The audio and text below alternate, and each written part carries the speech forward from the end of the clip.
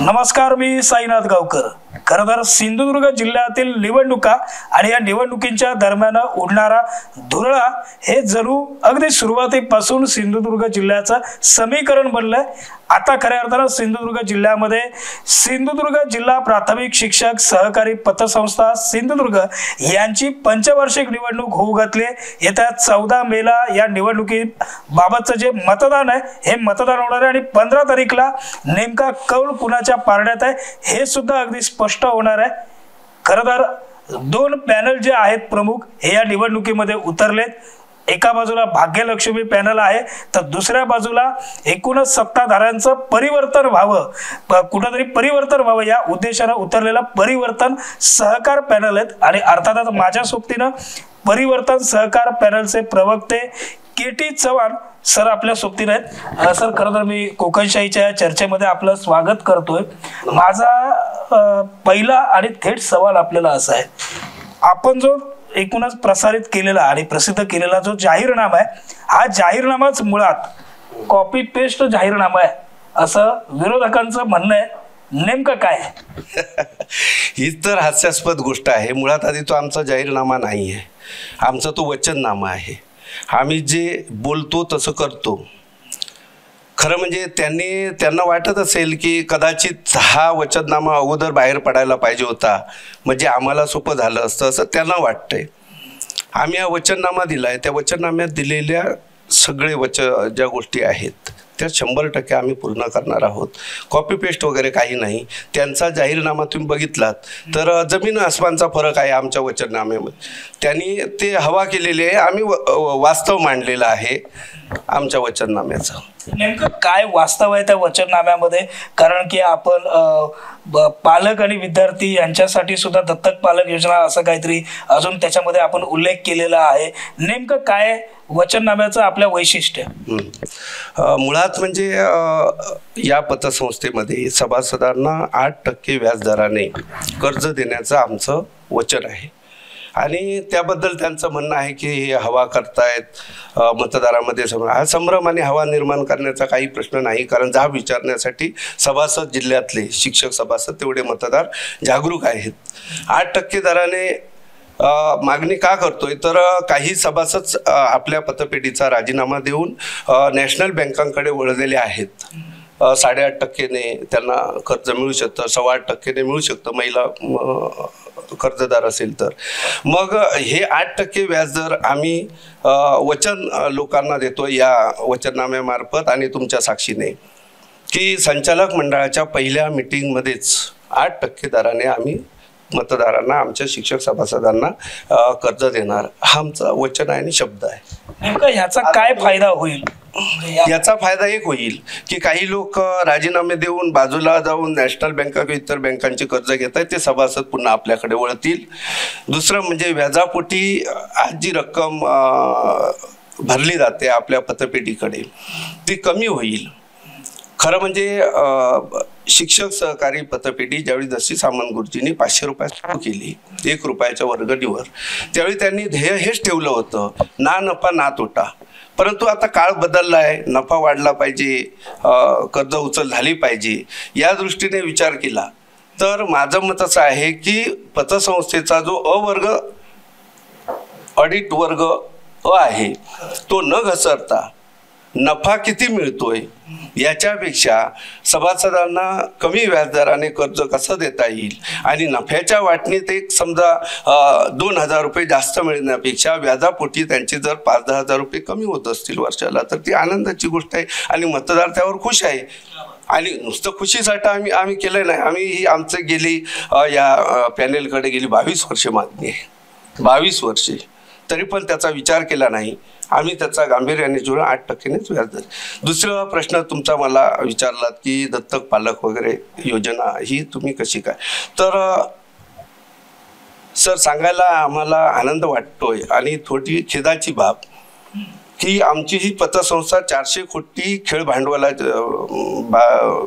खेळत्या भांडवलाची असून सुद्धा फक्त सभासदांना कर्ज देणं, व्याज जमा करणं, प्रॉपर्ट्या खरेदी करणं, फर्निचरवर वास्तव खर्च करणं, इतर करणं, परंतु एक सामाजिक बांधिलकी म्हणून जशा इतर पतसंस्था, बँका, की जे गरीब मुलं आहेत पालकांची, कारण ही दत्तक पालक योजना काय आम्हाला शिक्षक सभासदासाठी घेता येणार नाही, तर तळागाळात जे मुलं आहेत की जे शिक्षण घेऊ शकत नाही किंवा त्यांच्या काही अडचणी आहेत, तर त्यांना एक व दत्तक पालक ह्या त्यातून एक 5-10 हजार रुपये प्रत्येक तालुक्यातून 1-2 मुलं घेऊन केलं तर ते एक सामाजिक कार्य होईल आणि त्याचा फारसा काय माझ्या सभासदांवर त्याचा भूतदंड पडेल असं नाही, कारण आम्ही त्याची तरतूद केलेली आहे. खरं म्हणजे या समोरच्या भाग्यलक्ष्मी पॅनेलला कदाचित ते जागेपणी स्वप्न बघतायत का मला माहीत नाही, पण आता माझ्या संचालकाने आमच्या वचननाम्यामध्ये जे उमेदवार आहेत तर पतसंस्थेचा प्रवास भत्ता आणि सभा भत्ता 1 रुपया घेणार नाही, 1 रुपया.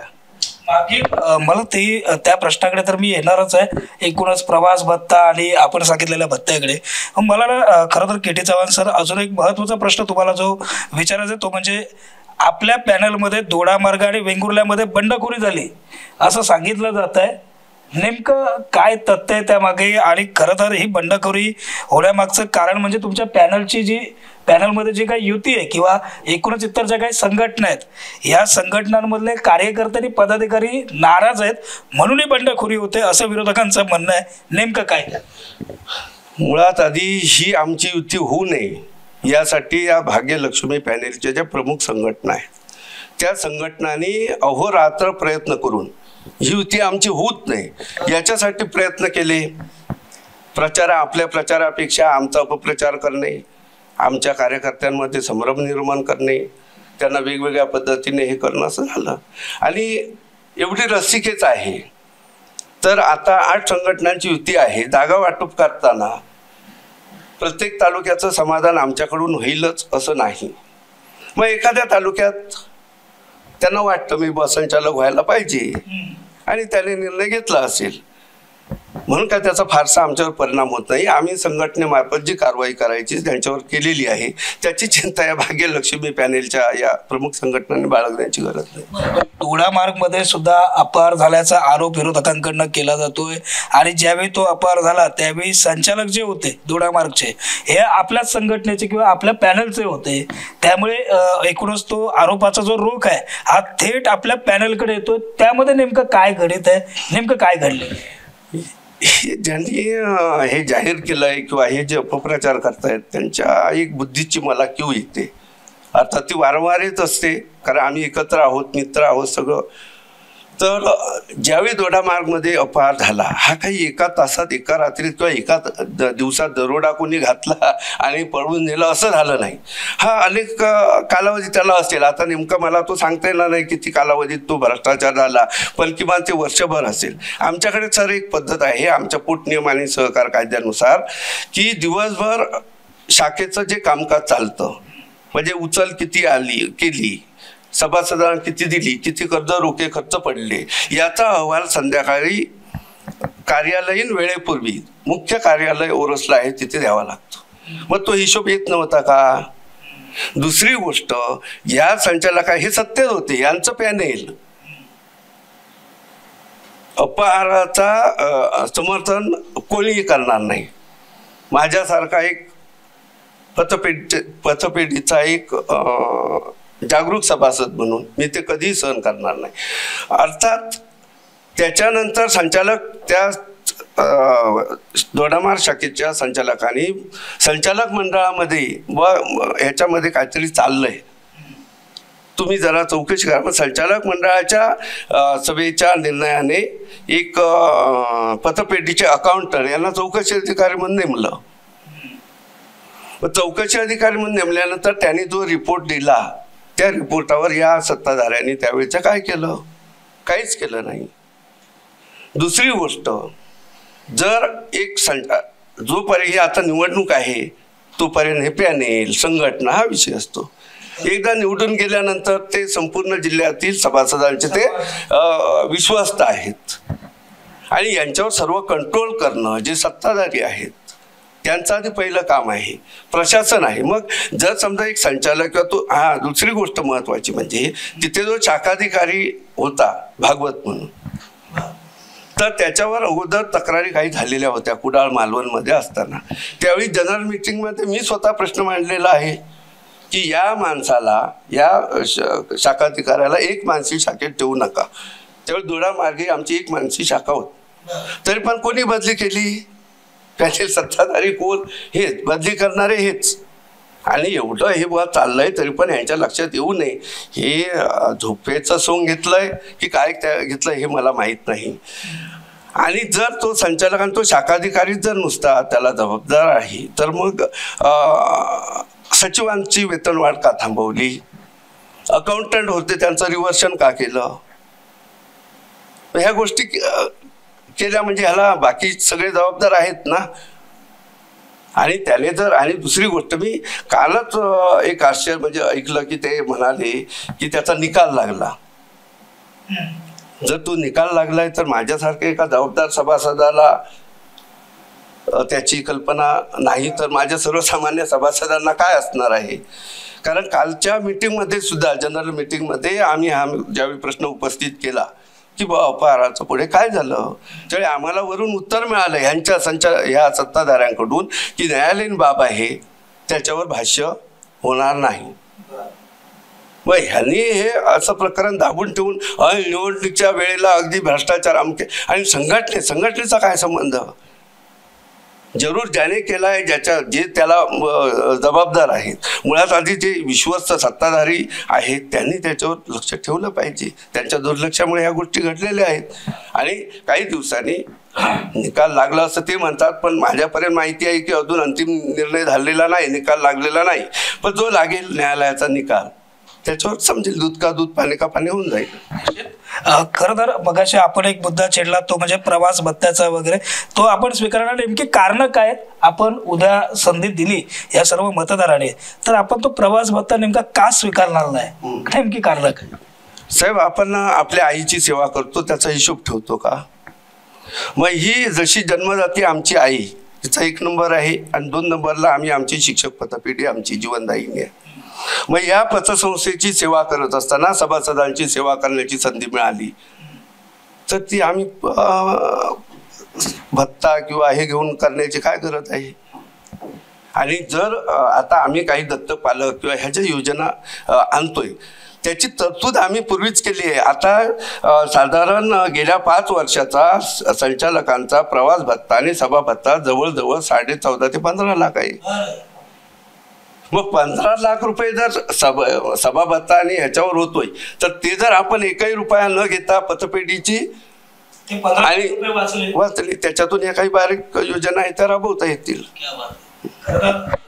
एक सर्वंकष वचननामा जो आहे तो परिवर्तन सहकार पॅनलच्या माध्यमातून पुढे आणण्यात आलाय. खरं तर साहेब ना, फर्निचर जो एकूणच अपहार आहे किंवा फर्निचरच्या बाबत आपण जो काही प्रचार करताय, हा प्रचार चुकीचा प्रचार करताय असंही विरोधकांचं म्हणणं आहे. नेमकं काय ते गणित आहे फर्निचरचं, काय मलाही समजून घ्यायचं. मुळात आधी आम्ही असा काही प्रचार किंवा अपहार असा काही प्रश्न आम्ही त्या उपस्थित केला नाही त्या बाबतीत. पण फर्निचरवर अवास्तव खर्च केला जातोय ही बाब सत्य आहे. ऑफिसमध्ये काम सध्या आता जर तुम्ही जाऊन बघितलं तर हेड ऑफिसचं काम चालू आहे फर्निचरच्या नावाखाली, रिनोव्हेशनच्या नावाखाली. मग ते 9,30,000चं सुद्धा 10 लाखाचं असं चांगल्या पद्धतीचं फर्निचर होतं. त्यांचा दावा आहे वाळवी लागली, वाळवी तर त्याला एक वाळवी दाखवली त्यांनी तर ते सांगते ते आम्ही तयार आहोत. आणि दुसरी गोष्ट, साधारण या कोरोनाच्या काळाच्या दरम्यान ते पेस्टिंग करून घेतात संपूर्ण इमारती, आम्ही करून घेतली होती. वाळीचा वगैरे काय प्रश्नच नाही वाळवीचा. आपल्याकडनं जे समोरचे आपले विरोधी आहेत पॅनलवाले, यांच्याकडनं जेवणावरती मोठ्या प्रमाणात खर्च केला जातो असा आपण प्रचार करताय असं या विरोधकांचं देखील म्हणणं आहे. नेमकं त्याबाबत काय करत? त्यांनी तो हास्यास्पद म्हटलाय आणि हा प्रश्नही त्यांचा मला हास्यास्पद वाटतोय, निर्माण केलाय तो. मुळात आधी जेवणाचा खर्च याच्यावर आम्ही कधी बोललो नाही, पण आता बोलावं लागतंय. जनरल मीटिंगचा खर्च 1 वर्षाने जनरल मीटिंग असते, साधारण आमचे 2,950 ते 3,000च्या दरम्याने सभासद आहेत. तर जनरल मीटिंगला साधारण 300 ते 400 रुपये 300 ते 400 सभासद गृहीत धरून त्याचं टेंडर काढलं जातं. कालच्या जनरल मीटिंगमध्ये जेवण चांगलं मिळालं नाही अशी त्यांच्याच लोकांची तक्रार तिथे सभागृहात आली. त्यावेळी ते म्हणाले की त्या टेंडर रद्द करा, त्याचं नाही पैसे कमी करा त्याचे. ते जेवण दिलं. मग मला प्रश्न पडला की जर चांगल्या दर्जाचं जेवण म्हणजे जर त्याला पैसे दिले असतील तर जेवण कमी का. मग मी विचारलं की हे टेंडर बुवा कितीला काढलं तुम्ही. तर पर हेड 70 रुपये जेवण. 70 रुपयात नाश्ता पण आपला होत नाही. म्हणजे आमची कुचेष्टा केल्यासारखी नाही मालक सभासदांची जिल्ह्यातल्या. मग मी म्हटलं तुम्ही 70 रुपये देत असाल तर त्याच्या मानाने तो जेवण देणार. मग हीच आमची सभासदांची म्हणजे हे काय पत आणि पतसंस्थेची. मग मी माझा ठराव आहे, मी वाढवून सांगितलं किमान 150 रुपयाच्या खाली पुढचं जेवण असता कामा. आता ते काय 300-400 रुपयाचं जेवणाचं म्हणतायत, तर तो या जनरल मीटिंगच्या जेवणाचा नाही. तर त्यांनी अभ्यास करावा. ज्यांनी वक्तव्य केलंय त्यांनी जाऊन बघावं तिथे की सभासदांची यांची संचालकांची मीटिंग असते संचालक मंडळाची, त्यावेळी जेवण किती रुपयाचं घेतलं जातं.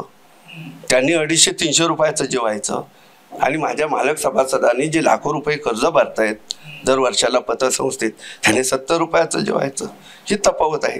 त्यांना ते हास्यास्पद वाटतंय की ते गांभीर्याने घ्यावा, त्यांच्या बुद्धीचा त्यांचा प्रश्न आहे. तर आता जनता जनार्दन आहे ते हुशार आहे. जनता जनार्दनाला आणि मतदार राजाला सर्व समजत असतं, हे सुद्धा KT चव्हाण सर तितकंच सत्य आहे. चव्हाण सर, राजन कोरगावकर जे आहेत त्यांच्याकडनं आपल्यावरती ऑडिट फी बाबतचा देखील काही आरोप करण्यात आले आहेत. त्या ऑडिट फी बाबतच्या विषयाकडे आपण नेमकं कसं पाहताय? सन्माननीय राजन कोरगावकर साहेब यांना टीका, आरोप, प्रत्यारोप याच्यात त्यांना काही जणांना तो त्यांचा व्यासंग मला वाटतो. मित्र आहेत ते. ऑडिट फी सहकाराच्या नियमाप्रमाणे देण्यासाठी 2014 मध्ये शासन परिपत्रक आलं सहकार मंत्रालय. मग 14 पासून त्याची 21 पर्यंत अंमलबजावणी झाली नाही आणि 22 मध्ये अंमलबजावणी होते. मग 14 आणि 21 यातला जो 7 वर्षाचा, मग 7 वर्षे तो तुम्ही GR का राबवला नाही. 14 लाख, 15 लाख, 16 लाख ऑडिट फी आणि तेच ऑडिट त्यांच्याच एका अर्थात अभ्यासू संचालक आहे असं नाही, म्हणजे विरोधक आहे म्हणजे वाईट आहेत असं नाही. त्यांचे चांगले गुण चांगलेच म्हणणारा मी एक KT चव्हाण आहे. तर त्यांनी ते 6 लाखात करून घेतलं. मग त्यांनी 6 लाखात केलं आणि त्यांनी एक शिस्त आणली होती आणि कुठेतरी होतं ते दुसऱ्याचं बोलतात. पण आपलं काय ते अध्यक्षपद 1 वर्षासाठी त्यांना जाहीर केलेलं असताना 4 महिन्यात त्यांचा अध्यक्षपदाचा राजीनामा घेतला, पतसंस्थेच्या अध्यक्षपदाचा. चांगलं काम करणारी माणसं आपसातली सुद्धा त्यांना नको आहेत. ते आम्हाला बंडखोरीची आणि याची भाषा काय शिकवणार. चव्हाण सर, अजून एक मुद्दा पण या चर्चेच्या निमित्तानं जाणून घ्यायचं आहे. मालवण असेल, सावंतवाडी असेल, या दोन्ही तालुक्यांमध्ये आपल्या पॅनलकडनं जे उमेदवार उभे केलेत यांची मुळात सेवा जी आहे ही 4 वर्ष आणि 3 वर्षानंतर किंवा त्या आतमध्ये ही समाप्त होणार आहे. मग ह्या उमेदवारानं जर मत दिलं आणि हे निवडून आले तर पुढे पतसंस्थेवरती हे असणार आहेत का, अशा पद्धतीचा देखील सवाल जो आहे हा विरोधकांकडनं उपस्थित केला जातोय. नेमकं काय असणार आहे? 4 वर्ष 3 वर्षाची सेवा समाप्त झाल्यानंतर हे सर्व पतसंस्थेवरती असणार आहेत की नाही, नेमकं काय?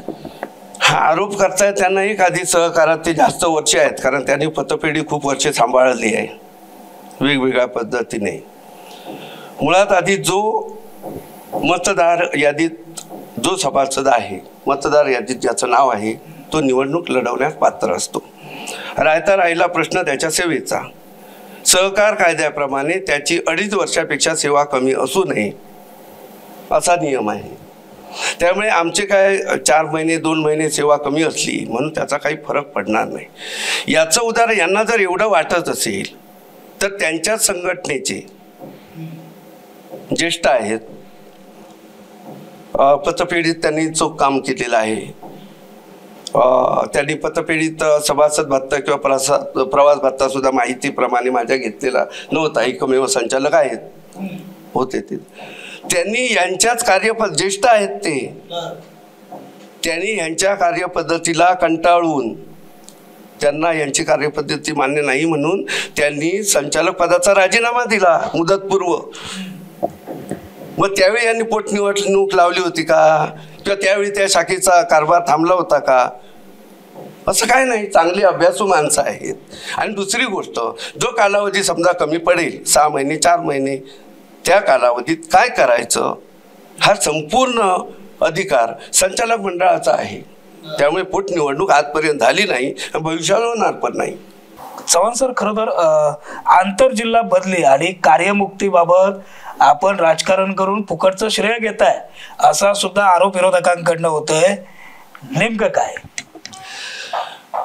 कोणी कोणावर बोलावं हा म्हणजे सगळ्याच गोष्टी हास्यास्पद आहेत. म्हणजे आरोप आणि हे मला काय त्याच्यात तथ्य, म्हणजे तथ्य नाहीत, तथ्यहीन आहेत. अहो, जे आपल्या पॅनेलमधून जे DCPS आहेत, NPS आहे, म्हणजे जुनी पेन्शन हक्क संघटनवाले, त्यांना प्रतिनिधित्व देऊ शकले नाही. घाट माथ्यावरचे लोक आहेत, त्यांच्यामध्ये कार्यरत आहेत, त्यांना प्रतिनिधित्व देऊ शकले नाहीत. आज आम्ही हे जुनी पेन्शन हक्क संघटनावाले आहेत किंवा घाटमाथ्यावरचे लोक आहेत, अशा आम्ही 4 लोकांना संचालक पदाचे उमेदवार दिलेत. त्यांच्या बदलीचं राजकारण ह्यांनी केलंय का आम्ही केलंय तेच सांगू शकतील ना. निवडणूक अगदी तोंडावरती आले. 14 मेला याबाबतचं जे मतदान आहे हे होणार आहे आणि 15 मेला मतमोजणी होणार आहे. मतदारांनी, या सर्व सभासदांनी, मालक सभासदांनी परिवर्तन सहकार पॅनलला नेमकं निवडून का द्यावं? एक आहे, नैसर्गिक नियम आहे की परिवर्तन हा विकासाचा केंद्रबिंदू आहे. परिवर्तन सत्तेमध्ये व्हायला पाहिजे, परिवर्तन सहकारामध्ये व्हायला पाहिजे, परिवर्तन आपल्यामध्ये पण व्हायला पाहिजे. सहकारामध्ये जिथे अर्थ या संस्था काम करतात, त्या संस्थेमध्ये काम करत असताना सलग एवढी, खरं म्हणजे यांनीच मनाची मोठेपणा दाखवून खरं म्हणजे यापूर्वीच इतरांना संधी द्यायला पाहिजे. 20 वर्षे त्यांची आणि 2 वर्ष कोरोनाची कृपा त्यांच्यावर. म्हणजे गोरगरीब जनतेचं काय झालं, आणि कोरोनाच्या काळात सुद्धा सभा भत्ता, प्रवास भत्ता अशी असू दे.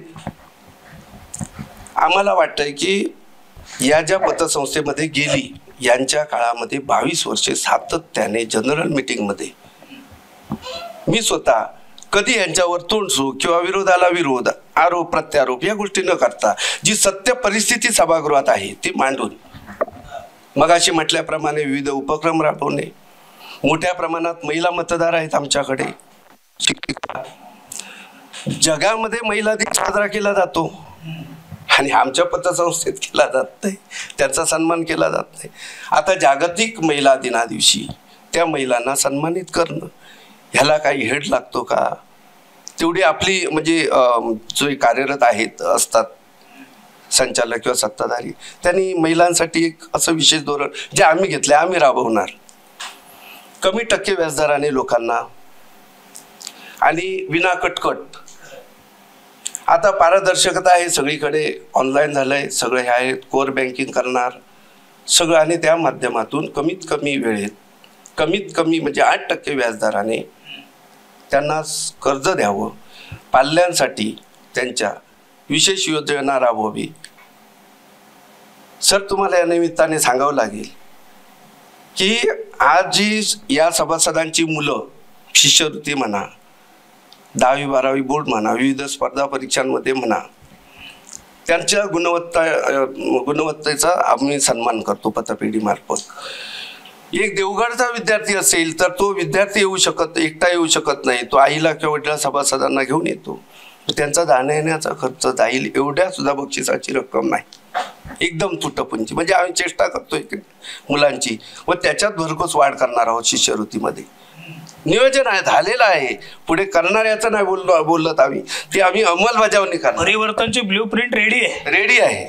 नाहीतर एक लक्षात घ्या, आपण ज्यावेळी आता 37 वर्ष माझी सेवा झाली, मी आता उद्या नोव्हेंबरमध्ये रिटायर होणार आहे.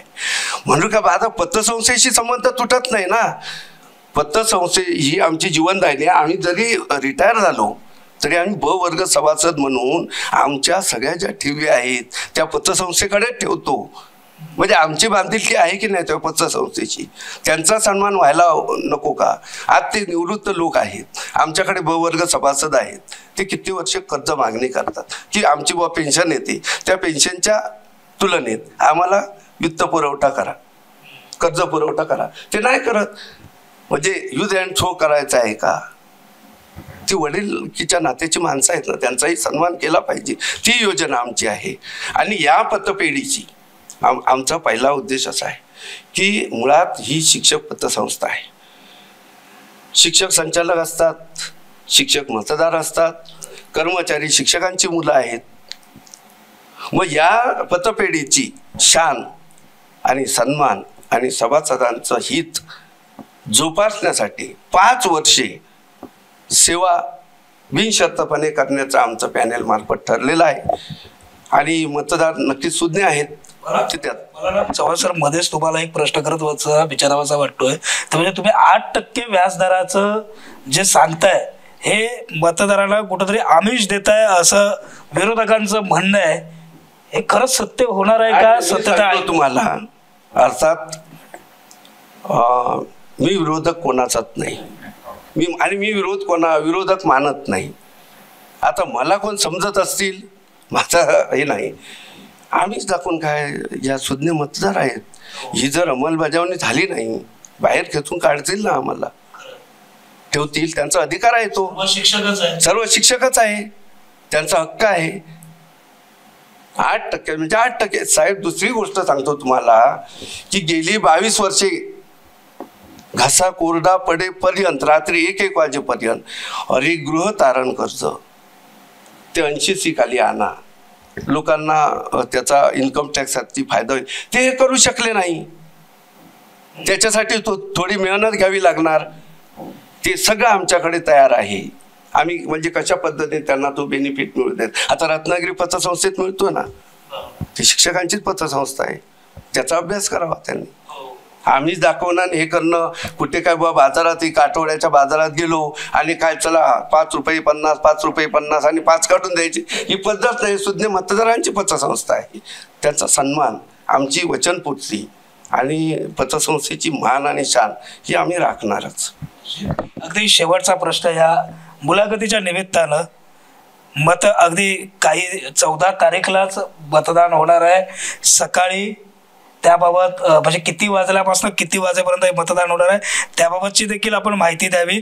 आणि त्याचप्रमाणे नेमकं मतदारांना काय आवाहन कराल हे देखील या मुलाखतीच्या निमित्तानं शेवटाला आपण व्यक्त करावं. खरं म्हणजे मतदान किती वाजता होणार आणि कशा पद्धतीने ते आमच्या मतदारांना कार्यकर्त्यांमार्फत त्यांच्यापर्यंत पोहोचलेलं आहे. तरी पण तुमच्या माध्यमातून जाहीरपणे सिंधुदुर्ग जिल्ह्यातल्या सर्व मतदार शिक्षकांना मी आवाहन करू इच्छितो की 14 मेला प्रत्येक तालुक्याच्या ठिकाणी केंद्र प्रत्येकापर्यंत पोचलेली आहेत. त्या केंद्रावर सकाळी 8 ते संध्याकाळी 4 या वेळात मतदान होणार आहे.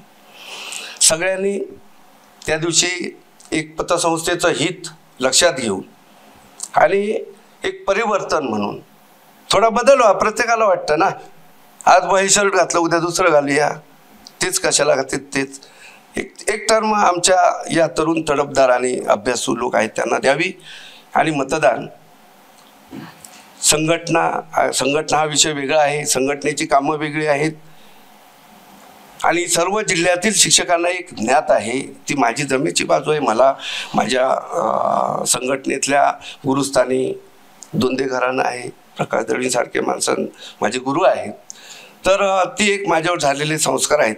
त्या संस्कारातून मी एकच सांगू शकेन की कोणाच्याही म्हणजे ही जी निवडणूक आहे ती समोरच्यांनाही सत्ताधाऱ्यांना सुद्धा मी सांगू इच्छितो या निमित्ताने की ती समाजामध्ये शिक्षकाची जी प्रतिमा आहे ती कुठे मलिन होऊ नये. आरोप प्रत्यारोप हे जाहीरपणे करून आणखी शिक्षकांमध्ये सभासदांमध्ये संभ्रम निर्माण करू नये. स्वच्छ आणि शुद्ध आणि निखळ वातावरणात हे मतदान व्हावं. शेवटी सुज्ञ मतदार आहेत. आणि दुसरी गोष्ट, मी सगळ्यांना या माध्यमातून माझ्या बंधू भगिनींना, मतदार बंधू भगिनींना, जिल्ह्यातील सर्व मी एक विनम्रपणे सांगू शकतो की कोणीही शिक्षक माझ्यासमोर 37 वर्षात संघटना मी म्हणजे प्रभाग प्रमुख, तालुका सेक्रेटरी, तालुका अध्यक्ष, जिल्हा सेक्रेटरी, जिल्हाध्यक्ष, आता जिल्हा प्रवक्ता, पॅनेलचा प्रवक्ता, हे सगळे या लोकांच्या आशीर्वादाने मी यशस्वीपणे पार पाडलेला आहे. माझ्यासमोर एखादा शिक्षक आला तर मी आयुष्यात माझ्या 37 वर्षात म्हणजे सेवेच्या काळात, संघटनेच्या कारकिर्दीत मी कधी त्यांना संघटना विचारली नाही. कोणीही सांगतील, एकही कोण असं त्या आला त्याचं काम जिथल्या तिथे समोरासमोर करून दिलेलं आहे.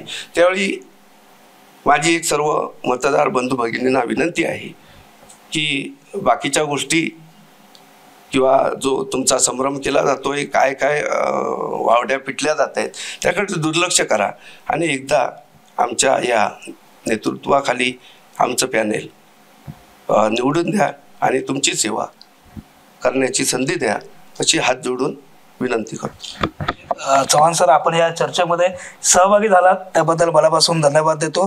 दर्शक, खरं तर सिंधुदुर्ग जिल्हा प्राथमिक शिक्षक सहकारी पतसंस्थेची पंचवार्षिक निवडणूक होऊ घातली आणि या निवडणुकीत यावर्षी कुठंतरी परिवर्तन व्हावं अशा पद्धतीची अपेक्षा आणि एक आशावाद KT चव्हाण जे परिवर्तन सहकार पॅनलचे प्रवक्ते आहेत त्यांनी आपल्याशी बोलताना व्यक्त केला आहे. येत्या 14 मेला निवडणूक होणार आहे, मतदान होणार आहे. आपण सर्वांनी मोठ्या संख्येनं आपला मतदानाचा हक्क बजावावा अशा पद्धतीचं आवाहन देखील KT चव्हाण यांनी केलंय. तुर्तास या मुलाखतीमध्ये आपण इथंच थांबतोय. आपण कुठेही जाऊ नका, पाहत राहा चॅनल कोकणच्या समृद्धीचं कोकणशाही. धन्यवाद. असे नवनवीन व्हिडिओ पाहण्यासाठी कोकणशाहीचं YouTube चॅनल सबस्क्राईब करा व बेल बटन प्रेस करा. तसेच फेसबुक पेज लाईक करा आणि इंस्टाग्राम पेज व ट्विटर पेजला फॉलो करायला विसरू नका.